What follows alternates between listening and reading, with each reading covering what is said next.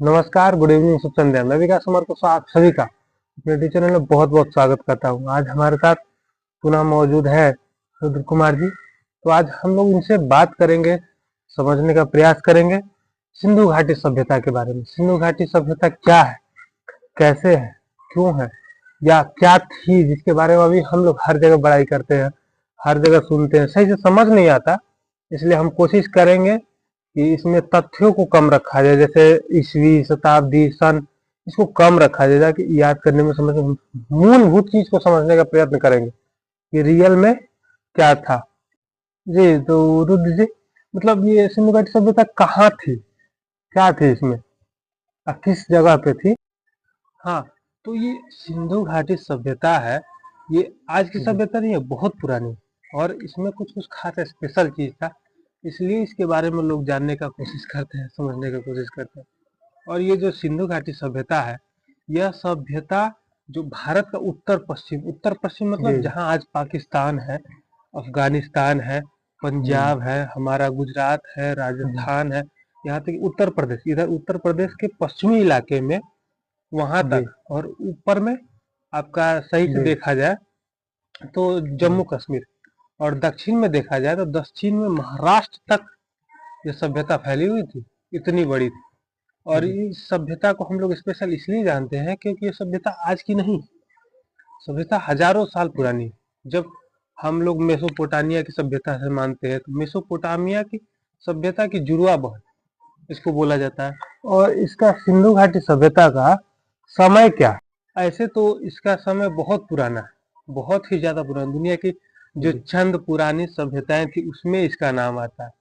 तो हम सिंधु घाटी सभ्यता का नाम ले सकते हैं, मेसोपोटामिया का ले सकते हैं जो नील नदी के किनारे थी, आपका मिस्र से, ये दोनों के आपस में व्यवहार होते रहते थे। तो रियल में अगर सिंधु घाटी की सभ्यता का अगर आप समय पूछेंगे तो उसका समय होगा 7,000 ईसा पूर्व, 7,000 आज नहीं, 7,000 ईसा पूर्व से लेकर 600 बीसी तक, यानी लगभग आपका देखा जाए तो 6400 साल, इतना समय कोई भी रहेगा। और सभ्यता मतलब वहाँ के लोगों का अपना रहन सहन, अपना तरीका, अपना संस्कृति, इसको सभ्यता बोले।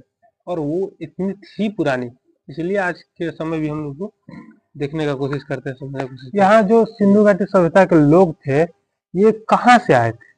क्या वहीं के लोग थे या दूसरा जगह से आए थे? किसी ने कहा कि मध्य एशिया से आए हैं, किसी ने कहा कि नॉर्थ पोल से आए हैं, किसी ने कहा कि तिब्बत से। लेकिन जो व्यवहारिक रूप से या सब कोई मान्यता है, सब मानते हैं कि मिडिल ईस्ट से ये हमारे भारत में या उस क्षेत्र में आए, निवास किए।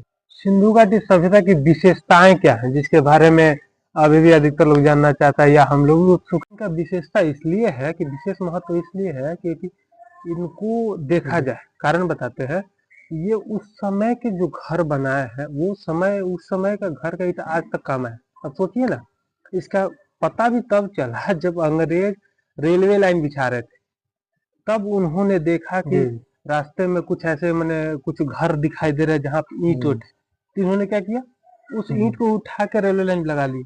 अब सोचिए मतलब वो ईंट कितना मजबूत था कि ये उस चीज को, ईंट को रेलवे लाइन में लगा सकते थे उस समय।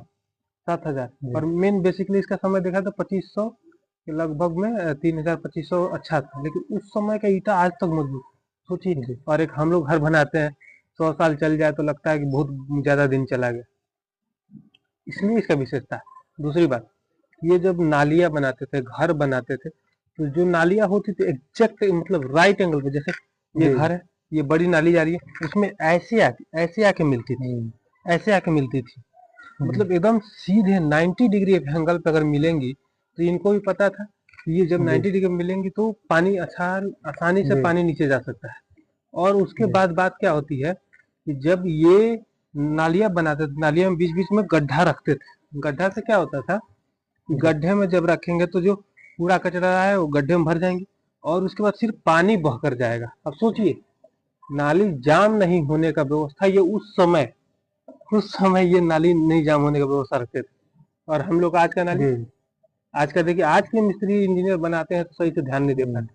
और जो स्लोपिंग था, स्लोपिंग एग्जिट था, 90 डिग्री पे मिलना है, स्लोपिंग है, और जहाँ पे गड्ढे रखे हैं कि ताकि कचरा बैठ जाए और पानी जा सके, वहां पे ये गेट खिड़की ढक्कन बनाए थे जिससे आप उसको निकाल सके। फिर सोचिए कितना व्यवस्था, इसलिए उसके बारे में भी जानना जरूरी है। हर घर को बनाते तो हर घर में उनका स्नान का जगह होता था। अब अभी भी बहुत सारे गांव में ऐसे घर है जहाँ बाथरूम बनाने से लोग डरता है, और वहाँ उस टाइम हर घर में स्नान, आपके सामान रखने की व्यवस्था, जबकि इतने ईट पत्थर वाले यूज नहीं थे। सबसे बड़ा बात की सोचिए, वहां पे जो विशाल स्नाना घर बोला जाता है, यानी जहाँ बड़ा नहाने वाला घर था, वो इतना बड़ा था कि पूछिए नहीं। और उसमें स्विमिंग पूल, अभी हम लोग स्विमिंग पूल बोलेंगे, लेकिन स्नान करता ऐसा माना जाता है कि पूजा के लिए यूज होता था। उसके चारों रूम बने हुए हैं कि आप नहाइए, नहा कर आकर कपड़ा चेंज कीजिए। बताइए, आज ये देखिए अभी के लिए नॉर्मल लगेंगे, लेकिन ये बात आज की नहीं हो रही है, उस टाइम आज से 5,000 साल पहले, समझ रहे हैं, तब ये बात हो रही है। इसलिए इम्पोर्टेंट है। घर के दरवाजे थे तो परफेक्ट खुलते थे, उसके कई तो दो तल्ले घर मिले हैं। अब इससे स्पेशल क्या हो सकता है? सिंधु घाटी सभ्यता के लोग कौन से धर्म को मानते थे? कोई खास उनका धर्म था या उपासना पद्धति थी? किस किस धर्म को मानते? अच्छा, देखा जाए तो कोई स्पेशल धर्म इनका नहीं था, लेकिन ये क्या थे, प्राकृतिक पूजक थे, यानी प्रकृति को पूजते थे। प्रकृति पूजने में क्या था कि पेड़ पौधा की पूजा करेंगे, आपके जानवरों की पूजा करेंगे, लेकिन बेसिकली जो शिव भगवान जी का पुराना स्वरूप है, या मतलब शिव भगवान जी को ऐसा माना जाता है कि एक मूर्ति मिली है सील की, जिसपे ऐसे वो योग आसन में बैठे हुए हैं और सब जानवर उनके बगल में उनके सिंह है। तो ऐसा माना जाता है कि वो क्या था, पशुपतिनाथ थे। ये पशुपतिनाथ की पूजा करते हैं, और पशुपतिनाथ हम लोग भगवान शिव को बोलते हैं। तो ऐसा माना जाता है कि उनके पूजे थे, लेकिन स्पेशल नहीं है कि मैंने किसी खास धर्म को मानते थे। ये प्राकृतिक पूजक थे और मातृसत्तात्मक था, मतलब माताओं को या महिलाओं को ज्यादा वैल्यू था।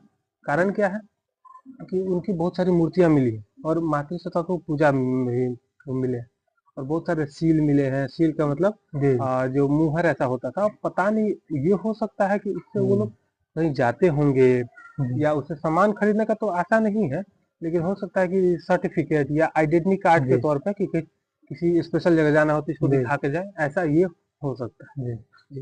और वहाँ पे घर मूर्तियां मिली है।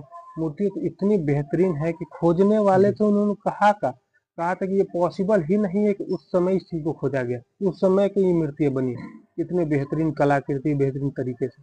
और मिट्टी की, बैल की, आप बहुत सारे जानवरों को मिली है। और एक श्रृंगी पशु, ऐसा माना जाता है कि कोई सोचने वाली, मैंने कथित तौर पर होगी, कोई रियल नहीं है, इमेजिन वाला पशु का एक विचार प्राप्त। नाश कैसे हुआ, खत्म हो जाना, क्योंकि अभी तो वहां पे वैसे लोग दिखाई नहीं देते, तो सब माना जाता है खत्म हो गया। तो कैसे खत्म हो गया जी? तो विनाश का कोई समय है, लेकिन कोई रियल कंफर्म नहीं, इसी वजह से विनाश हुआ। विनाश के बहुत सारे कारण है। ऐसा माना जाता है कि जो सरस्वती नदी वहां से गुजरती थी, सूख गई, इसलिए उनको छोड़ के जाना पड़ा। या आपकी वहाँ बाढ़ आ गया होगा, जो ऐसी सिंधु नदी में बाढ़ आ गया, या इतना ना वो लोग पेड़ काटे कि उसकी वजह से उनको छोड़ के जाना पड़ा। ऐसा माना जाता है इस वजह से हुआ हो, कुछ अभी तक क्लियर नहीं। क्यों? क्योंकि वहाँ के बातों को भी पढ़ा ही नहीं गया, वहाँ के लिपि को हम लोग पढ़े नहीं, क्योंकि लिपि क्या भाव चित्रात्मक थी। जी, आपसे मुलाकात होती है अगले वीडियो में अगले टॉपिक के साथ। नमस्कार।